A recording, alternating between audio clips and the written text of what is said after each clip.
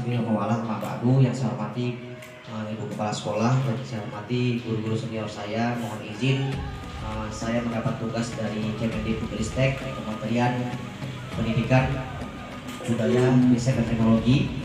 Dalam hal ini kami para guru penggerak se-Aceh Tamiang dari Angkatan 7 kami dibagi ke sekolah-sekolah untuk berbagi disiplin positif. Ya mungkin di sini sudah ada yang lulus duluan, Pak Samsul Bahri. Ya mohon izin Pak, saya berbagi hari ini sharing bergantian. Jadi Bapak Ibu sekalian, tema hari ini adalah saya ingin berbagi pengalaman tentang bagaimana sih berbagi disiplin positif di sekolah. Gitu. Saya dari CGP Angkatan 7, kemudian kami ada 7 orang satu tim. Saya dibantu oleh pengajar praktik saya Bu Matini dari orang Sukaramai, kemudian ada Bu Julaidar dari orang Biren, dan Bu Julaidar adalah salah satu mentor pusat yang kemarin juga menjuarai prestasi. Baik Bapak Ibu sekalian, ada 6 item yang ingin saya bagikan. Yang pertama yaitu terkait tentang perubahan paradigma baru. Jadi sekolah kita alhamdulillah terpilih sebagai sekolah penggerak. Dan saya salah satu tim dari Bu Suri yang bakal melaksanakan sekolah penggerak. Sekiranya dana itu ada sekitar 80 juta kalau saya nggak salah, nanti kita sama-sama akan jalankan di tanggal 28 ini. Kemarin saya sudah bilang sama Bu Suri juga, nanti beberapa sekolah termasuk kelas 1 pelaksananya. Jadi 80 juta itu akan kita olah menjadi sekolah penggerak. Nah untuk itu perubahan paradigma belajar ini yang perlu kita tahu. Kemudian disiplin positif, kemudian perilaku manusia, kebutuhan dasar manusia, bagian kelas dan institusi. Untuk lebih jelasnya saya lanjutkan saja. Nah, yang merupakan berorientasi kepada penguatan kompetensi dan karakter siswa. Jadi kita belajar ini nggak pakai nilai lagi sekarang. Makanya kelas 1 sama kelas 4 itu nggak ada nilai lagi gitu, KKM ada lagi. Karena keberhasilannya terletak pada karakter, bukan kepada nilai.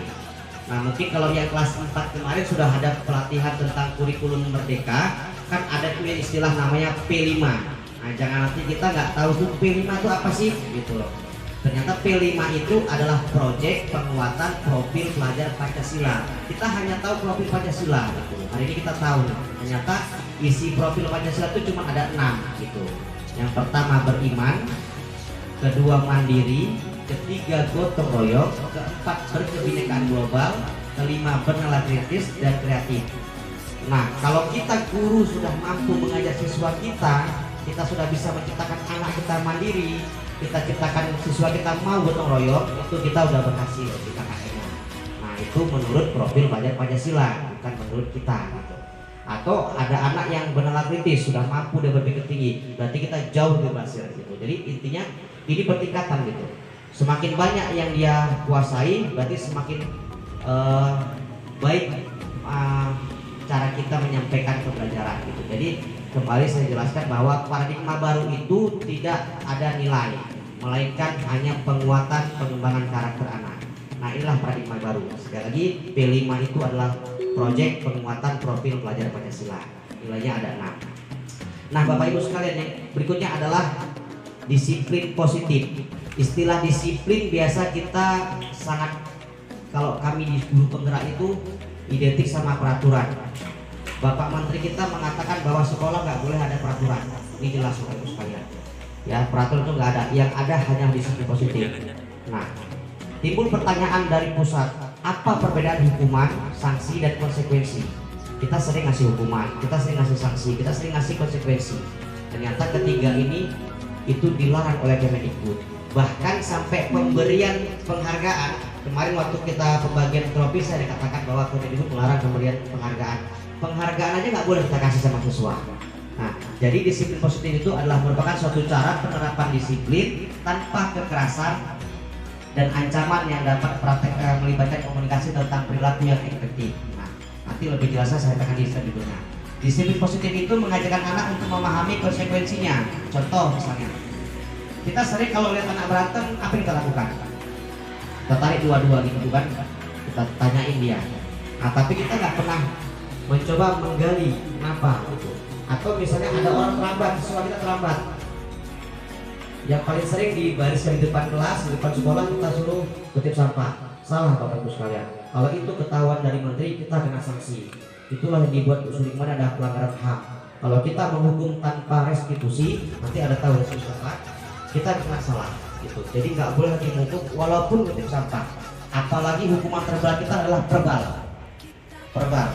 Kamu bodoh kali di kelas itu, kalau ada anak wartawan habis kita hukum. Bodoh kali di kelas nggak pernah ngerjain PR begini. Apa yang kita di rumah? Nah itu hukuman verbal jauh lebih menyakitkan. Nanti di depan akan saya sampaikan. Nah tujuannya kenapa tidak ada peraturan? Karena tujuannya supaya kita mampu menumbuhkan kesadaran gitu. Jadi peraturan itu sifatnya paksaan, tapi kalau disiplin positif sifatnya kita mengajak. Seperti itu kurang lebihnya. Nah berikutnya, untuk melaksanakan disiplin positif kita perlu yang namanya motivasi perilaku manusia. Nah kita harus mampu memotivasi siswa kita. Dalam hal apa? Yang pertama supaya kita bisa menghindari tidak nyaman. Jadi kalau siswa sering kita hukum, sering kita titip sampah, mereka hilang kenyamanannya. Saya dapat anak di kelas 6 itu ada 4 orang, ibu boleh tes, namanya Ayu. Ini fakta di lapangan, Ayu. Kalau ibu tanya sekali aja, nggak pernah keluar suara, bilang ta'ala itu. Jadi saya bilang Bapak Sambu juga kemarin. Itu kalau ditanya, Ayu, nomor 1 berapa? Nggak mau jawab. Ayu, kemudian Atira, kemudian ada lagi si Ma Amanda. Itu kelas 6, memang total nggak keluar suara sama gurunya, total. Artinya apa? Mungkin beliau itu, anak-anak kita itu sudah mengalami tidak nyaman ketika belajar gitu. Atau mungkin nggak mendapatkan kasih sayang. Kedua, kita perlu motivasi supaya supaya anak-anak itu mendapat imbalan atau penghargaan dari orang lain gitu. Imbalan itu nanti sifatnya bukan seperti penghargaan. Kita tepuk tangan aja, bagus, kata-katanya udah ada imbalan dengan mereka. Kemudian yang ketiga, motivasi itu untuk menjadikan orang yang mereka inginkan. Jadi anak-anak itu punya impian, cita-cita dan lain-lain sebagainya. Nah, Bapak Ibu sekalian, lanjut. Ini yang harus kita kuasai. Untuk melaksanakan disiplin positif, kita harus menguasai kebutuhan dasar manusia. Manusia di sini adalah anak. Gitu. Jadi yang pertama, kita ciptakan dulu kebutuhan mereka itu untuk bisa bertahan hidup. Bukan bertahan hidup di rumah, bukan, tapi bertahan belajar maksudnya, supaya mereka nyaman sama kita. Kalau Bu Ani itu nggak masuk kelas, saya kok rindu kali nggak ada Bu Ani gitu. Nah, kalau bisa kita buat ciptaan itu, anak itu kalau kita nggak masuk, mereka kangen sama kita gitu. Nah ini yang dimaksud kebutuhan bertahan hidup. Kemudian cinta dan kasih sayang. Anak itu butuh kita cintai, butuh kita sayangi. Bukan yang pintar saja Bapak Ibu sekalian, tapi yang setengah-setengah pintar, yang malas juga kita sayangi gitu. Karena mungkin ada problem mereka di rumah. Kemudian kita kasih mereka kebebasan. Kebebasan di sini Bapak Ibu sekalian, banyak sekali sekolah yang mengatakan kurikulum merdeka itu merdeka belajar, anak udah di luar, udah mereka, udah itulah tujuan mereka. Kita salah. Kurikulum merdeka itu kita harus tahu anak hobinya apa, anak sukanya apa, anak maunya kayak mana, anak bisanya apa, kita harus tahu. Kemudian kita arahkan mereka. Maka kata Ki Hajar Dewantara melalui modul CGP itu, merdeka belajar itu kita arahkan sesuai kemauan mereka gitu. Mereka mau nyanyi, kita ajak nyanyi gitu. Kita nggak bisa bagaimana? Putar YouTube aja gitu. Ini fokus, kan aman. Kemudian kita buat mereka senang, belajar itu senang, nggak ada penyiksaan. Jadi jangan pikirkan anak nggak bisa kali-kali 2 kali 10 nggak tahu, udah baikkan saja. Yang penting pembelajaran paradigma baru, kebutuhan dasar manusia kita harus bisa membuat pembelajaran itu menyenangkan. Dan mereka yang terakhir adalah rasa diterima. Jadi kebutuhan yang mereka butuhkan yang harus kita berikan kepada siswa kita. Nah kemudian Bapak Ibu sekalian, tadi saya katakan bahwa tidak ada yang namanya peraturan. Jadi peraturan itu diganti oleh Kemendikbud adalah membuat keyakinan kelas gitu. Apa sih bedanya? Peraturan itu biasanya bahasanya lebih mengekang dan paksaan. Tidak boleh datang terlambat, itu bahasa negatif gitu. Tidak boleh datang terlambat, itu negatif bahasanya. Keyakinan kelasnya dirubah menjadi bahasanya siswa harus datang tepat waktu gitu. Jadi bahasa lebih positif dia. Jadi di keyakinan kelas ini kita ada 7 yang kita kuasai. Yang pertama, keyakinan kelas itu bersifat abstrak. Dari peraturan yang lebih rinci dan konkret, jelas ya bahasanya. Kemudian keyakinan kelas berupa pernyataan yang global, universal gitu. Bahasanya harus lebih sopan. Pernyataan keyakinan kelas senantiasa dibuat dalam bentuk positif. Siswa dilarang berantem, itu negatif bahasanya. Keyakinan kelasnya bagaimana? Siswa harus menciptakan suasana akur dan tentram bersama temannya gitu. Kemudian keyakinan kelas hendaknya tidak terlalu banyak, sedikit aja yang banyak aturan. Siswa banyak kali aturan makin terkekang dia. Nah ini peraturan ini kita buat di kelas, kita buat angket sama siswa kita. Kemudian keyakinan kelas yang sebaiknya sesuatu yang dapat diterapkan di lingkungan sekolah. Gitu. Dan yang keenam, semua warga sekolah, warga kelas hendaknya ikut kontribusi. Kita tanya, hukuman pun kita minta dari anak-anak yang menentukan. Dan yang terakhir, bersedia meninjau kembali keyakinan kelas pada waktu yang akan datang. Nah, ini keyakinan kelas. Ini saya akan contohkan bagaimana membuatnya. Nah, Bapak Ibu sekalian, di modul berikutnya yaitu restitusi 5 kontrol. 5 kontrol ini. Sekarang kita sebagai guru yang sudah puluhan tahun, kita ini di bagian mana? Apakah kita termasuk guru yang penghukum? Kita termasuk guru yang selalu membuat merasa anak kita itu bersalah, atau kita merasa sebagai teman bagi mereka, atau kita hanya sebagai monitor, nggak lihat aja. Kalau salah kita tegur, nggak salah ya udah. Atau kita manajer. Penghukum ini biasanya seorang guru itu bisa menggunakan fisik atau verbal. Kalau anak salah, hukuman fisiknya banyak, bikin sampah, kemudian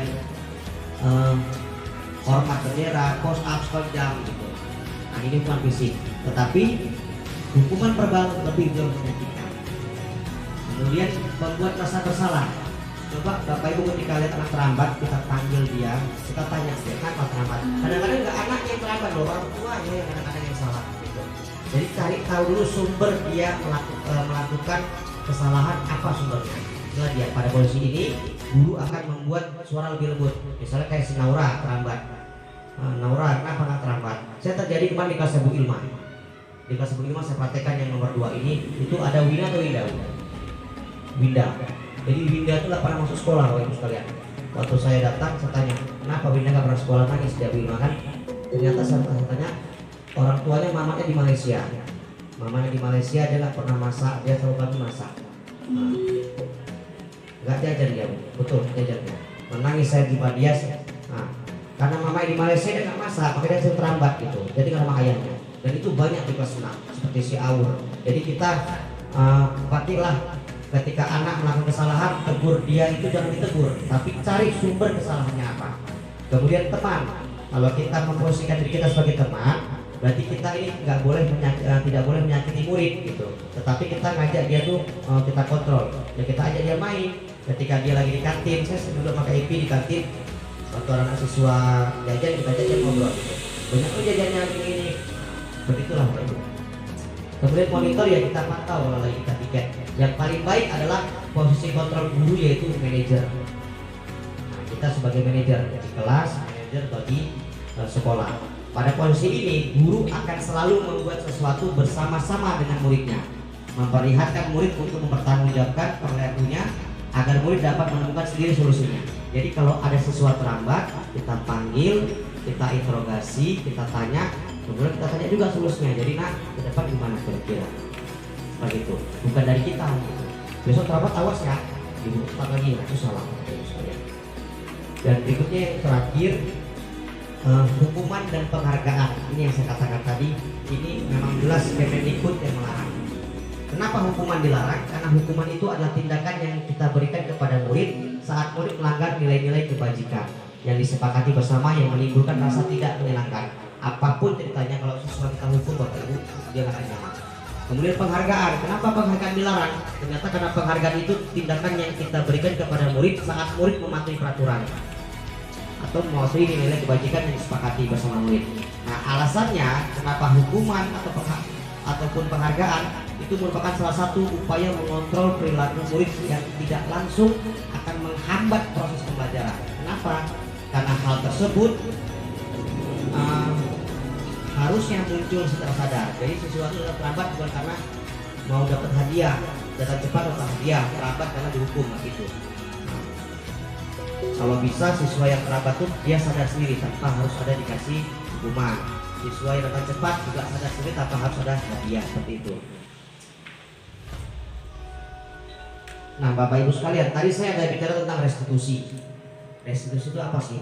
Restitusi itu seperti kita sedang sidang di pengadilan. Itu kalau menurut mentor kami gitu ya. Restitusi adalah proses menciptakan kondisi bagi murid untuk memperbaiki kesalahannya. Jadi saat siswa salah, itu nggak kita hukum, nggak kita marah, tapi kita panggil dulu. Saya rasa Bu Suli sudah melakukan itu. Ketika siswa terlambat, ada yang Bu Depa semalam kan, dipanggil, nah itu restitusi namanya. Dicari sumbernya apa. Jadi restitusi itu bukan menebus kesalahan. Restitusi juga bukan akan memperbaiki hubungan. Kalau kita marah dia akan langsung sakit hati sama kita. Tapi kalau kita panggil, kita nasihati, kita cari sumbernya, dia akan lebih bagus hubungan kita. Kemudian restitusi akan adalah tawaran bukan paksaan. Jadi nak maunya apa nak supaya nggak terlambat? Gitu. Kita tanya dia, kita kasih tawar sama dia. Kemudian restitusi itu menuntut untuk melihat ke dalam diri. Dan terakhir restitusi itu mencari kebutuhan dasar yang mendasari tindakan. Dan terakhir restitusi diri adalah cara yang paling baik. Ada 3 cara kita melakukan restitusi. Yang pertama, menstabilkan identitas. Jadi ketika anak salah, kita panggil dulu dia, buat dia itu nggak takut sama kita. Nah, kita jangan pakai masa, kita stabilkan dulu identitas dia. Oh, aku salah terlambat. Jangan sampai dia tahu aku dipanggilin dan salah terlambat. Kemudian kita kasih tahu validasi tindakannya salah. Kita cari tahu dulu kenapa dia salah. Lalu yang ketiga, kita buat dia ikhlas. Nah, besok kalau terlambat lagi gimana? Dia sendiri yang menentukan. Ya bu, saya akan terlambat lagi. Kalau terlambat lagi nih saya siap lagi buat apa? Nah itu mereka sendiri tentukan. Inilah sekilas tentang materi budaya positif Bapak Ibu sekalian. Jadi disiplin positif itu kesimpulannya adalah kita tidak boleh menghukum, kita nggak boleh ngasih penghargaan, kita nggak boleh memaki, apalagi kita tidak boleh mengekang anak atau masa anak. Ini saya sudah punya satu contoh restitusi. Kita akhir lihat.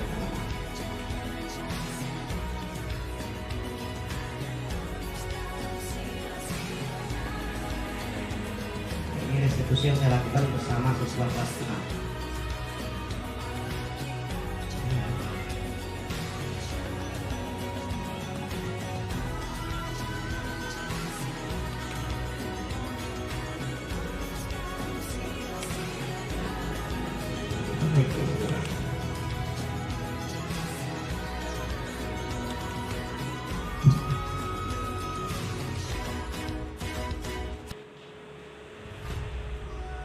Nampak Bu yang gini ya, suaranya pelan itu.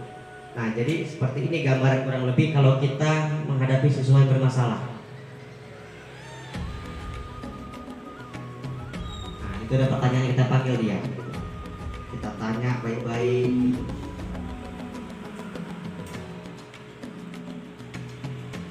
Sampai dia menemukan sendiri apa solusinya gitu. Nah, kemudian kalau 2 kali baru kita boleh kasih tindakan tapi berupa konsekuensi. Bu tadi ada pertanyaan nih, konsekuensi sama hukuman. Jadi untuk menjawab itu ada perbedaan itu.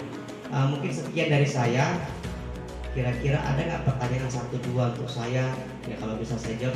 Kalau nggak bisa akan saya serahkan kepada mentor saya atau paksil saya nanti di CGP gitu. Atau ada Bapak Ibu yang ingin menyumbangkan pertanyaan untuk para CGP di kabupaten boleh juga. Mungkin 1-2 pertanyaan. Ya boleh cuma. Duduk apa? Kalau kita santai sharing kan.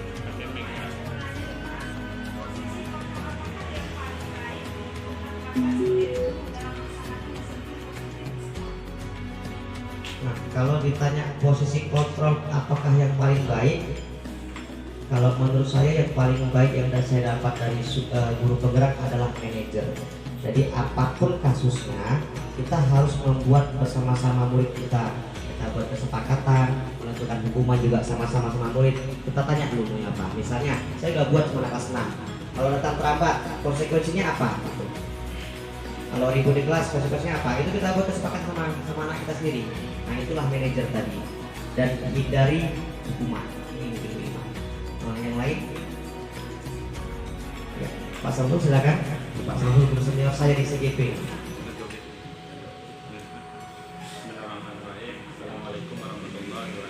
Waalaikumsalam warahmatullahi wabarakatuh. Terima kasih kepada Pak Gus selaku CGP atas itu. Yang menjadi pertanyaan saya di sini yaitu satu hal menjelaskan tentang buat penghargaan. Jika penghargaan juga termasuk hal yang kurang positif, lalu bagaimana cara kita sebagai guru memberikan apresiasi atau reward kepada siswa kita yang berprestasi atau siswa yang selalu menerapkan disiplin positif. Baik, terima kasih Pak Samsul. Penghargaan memang dilarang oleh Kemendikbud karena sifatnya mereka memperoleh sesuatu itu atau melaksanakan disiplin karena suatu hal. Jadi sebenarnya penghargaan itu bisa kita ganti dengan tepuk tangan, bagus, pemberian bintang gitu, atau memberikan aplaus, itu juga penghargaan gitu Pak. Jadi apresiasi itu bisa dalam bentuk tapi tidak bentuk barang yang rutinitas kita lakukan. Terjadi di kelas 6 juga, tempat saya mengajar, ketika anak ranking 2 turun ranking 4 nggak dapat hadiah, kecewa dia sama gurunya. Itu gara-gara penghargaan. Saya sebut namanya Tasya misalnya. Dia ranking 2 jadi ranking 4, kan nggak dapat lagi penghargaan, kecewa dia sama gurunya. Terakhir dia sama saya jadi nggak nyaman begitu. Jadi sebaiknya hindari penghargaan, tapi kita beri penghargaan apresiasi atau reward yang sifatnya tidak menjadi tuntutan gitu. Mungkin itu Bapak Ibu sekalian. Nah, saya rasa ini saja dapat saya bagikan. Kalau pertanyaan mungkin masih banyak, mungkin kita bisa sharing sambil duduk di luar. Terima kasih atas perhatiannya. Mohon maaf telah mengganggu aktivitas. Saya akhiri dengan Assalamualaikum warahmatullahi wabarakatuh.